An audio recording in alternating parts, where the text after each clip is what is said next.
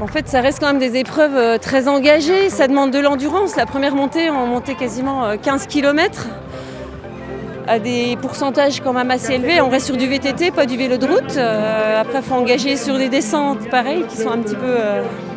qui sont techniques. Donc ça peut refroidir, on n'a pas envie de se faire mal, se blesser surtout. Et puis c'est long, quoi. On part pour 5 heures, quoi, minimum.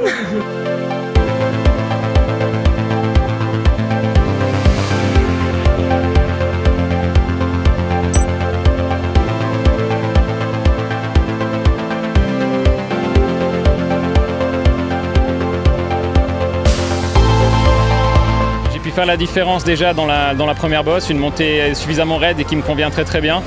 Et puis après j'ai navigué entre peut-être 1 minute 30 et 3 minutes d'avance, donc j'ai géré mon écart sur un parcours qui était très très dur et on n'est jamais à l'abri aussi du moins de pépins mécaniques qui peut arriver assez rapidement. Aujourd'hui j'ai eu beaucoup de plaisir à découvrir cette région que je ne connaissais pas du tout et le fait d'être un petit peu devant avec un petit peu d'avance m'a permis aussi de lever un peu la tête et de voir les super points de vue qu'on a sur le lac notamment, et ce sera avec grand plaisir de revenir l'an prochain.